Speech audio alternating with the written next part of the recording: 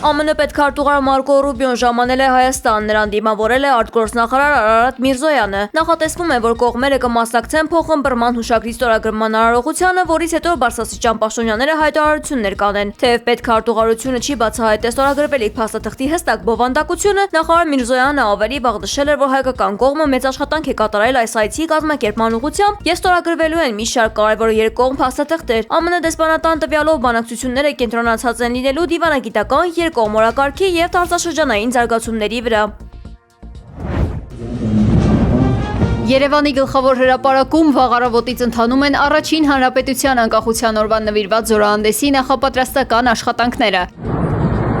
Ռազմական տեխնիկան եւ ավիացիան գործի են դրվել զորահանդեսի համար, որը վերջին 10 տարվա ընթացքում կանցկացվի առաջին անգամ։ Հրապարակում նախապատրաստական աշխատանքների ֆոնին պարալիզացվել է քաղաքի երթևեկությունը։ Ողջ Երևանում 10 բալանոց խցանումներ են։ Կիևյան Հալաբյան փողոցներում վթար է եղել, նույն պարալիզացված վիճակում է նաև Միասնիկյան պողոտան, իսկ Խանջան փողոցը ամբողջությամբ փակ է։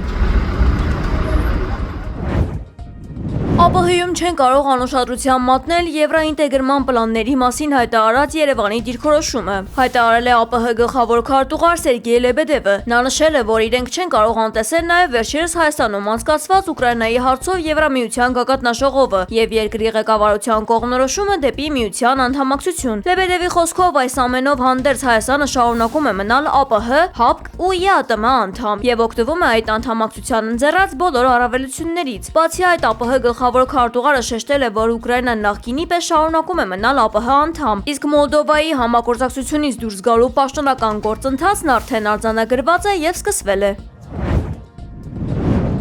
Բաքվի վերաքննիչ դատարանում այսօր սկսվել է դատապարտված 15 հայ գերիների, այդ թվում Արցախի նախկին ղեկավարների հանրային պաշտպանների ներկայացրած բողոքների քննությունը, հայտնել են ադրբեջանական լրատվամիջոցները։ Փաստաբանները պատրաստվում են հայ գերիների իրավունքների խախտումների հարցով դիմել Մարդու իրավունքների եվրոպական դատարան։ Դրա համար անհրաժեշտ է, որ Բաքուն տրամադրի դատավճիռների ամբողջական տեքստերը, ոչ թե միայն դրանց քաղվածքները։ Բաքվի զինվորական դատարանը փետրվարին ցմահ կամ երկարատև ազատազրկման էր դատապարտել 16 հայ գերիներին, նրանց թվում նաև Արցախի ռազմաքաղաքական ղեկավարությանը։ Ադրբեջանական կողմը նրանց մեղադրում է մի շարք ծանր հոդվածներով, այդ թվում խաղաղության եւ մարդկության դեմ հանցագործությունների, պատերազմական հանցագործությունների, ահաբեկչության, իշխանության բռնիզավթման եւ այլ մեղադրանքներով։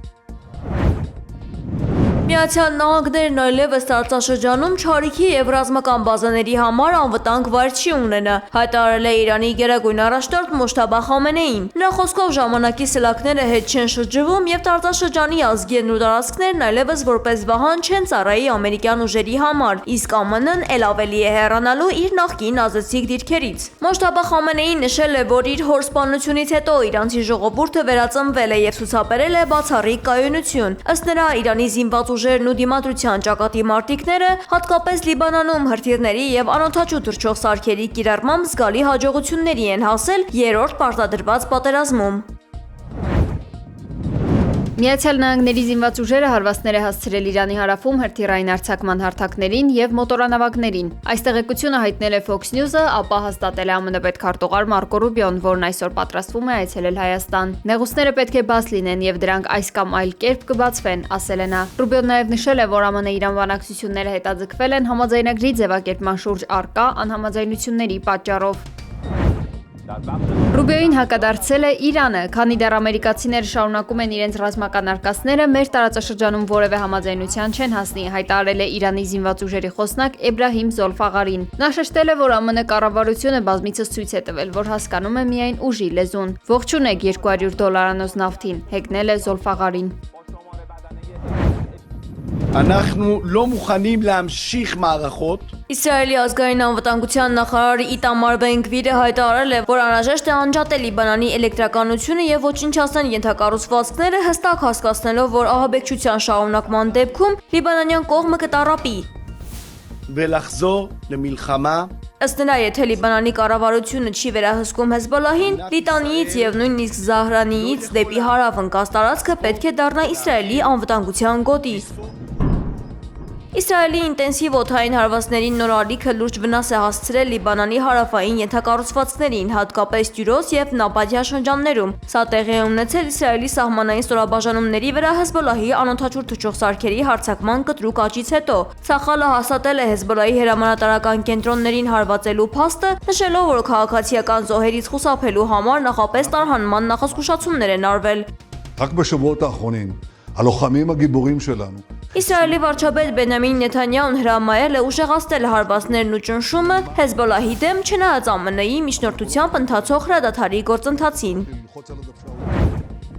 In two wars recently, we've lost a total of ԱՄՆ նախագահ Դոնալդ Թրամփը որոշ երկրների խնդրել է միանալ Աբրահամի համաձայնագրերին Իսրայելի հետ հարաբերությունները կարգավորելու համար, գրել է Reuters գործակալությունը։ Այդ երկրների շարքում են Սաուդյան Արաբիան, Քաթարը, Պակիստանը, Թուրքիան, Եգիպտոսը և Հորդանանը։ Պակիստանը մերժել է առաջարկը։ Մյուս երկրներից ոչ մեկը մինչ այս պահը հրապարակավ չի արձագանքել Թրամփի խնդրանքին։ Նշվում է, որ նման առաջարկին դրական արձագանքը քիչ հավանական է, քանի որ Գազայում ռազմական հարձակման պատճառով նշված մուսուլմանական երկրներում Իսրայելի նկատմամբ ձևավորվել է հանրային բարձր անվստահություն։ Թրամփը նշել է, որ շաբաթ օրը խոսել է այդ երկրների, ինչպես նաև Արաբական Միացյալ Էմիրությունների և Բահրեյնի առաջնորդների հետ, որոնք արդեն իսկ ստորագրել են համաձայնագրերը։ Ես վճռականորեն կոչ եմ անում այս բոլոր երկրներին անհապաղ ստորագրել Աբրահամի համաձայնագրերը և եթե Իրանն էլ համաձայնագիր ստորագրի ինձ ԱՄՆ նախագահիս հետ, մեծ պատիվ կլինի, եթե Թեհրանը ևս դառնա այս աննախադեպ համաշխարհային կոալիցիայի մասը, Truth Social-ում գրել է Թրամփը։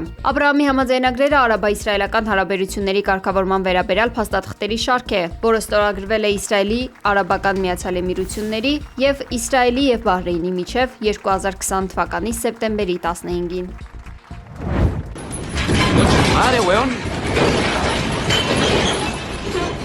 Չիլիում 7.4 մագնիտուդ ուժգնությամբ ուժեղ երկրաշարժ է տեղի ունեցել։ Այն լուրջ ավերածությունների կամ զանգվածային զոհերի պատճառ չի դարձել, ինչը առաջին հերթին բացատրվում է Չիլիում կիրառվող սեյսմակայուն շինարարության խիստ չափանիշներով։ Այնուհանդերձ աղետի գոտում գրանցվել են մասնակի հոսանքազրկումներ, քարաթափումներ միջպետական ավտոճանապարհներին, վնասվել են հին շինությունները։ Երկրում տեղի ունեցած հայտնի ամենահզոր երկրաշարժը գրանցվել է 1960 թվականին, որն ունեցել է 9.5 մագնիտուդ ուժգնություն։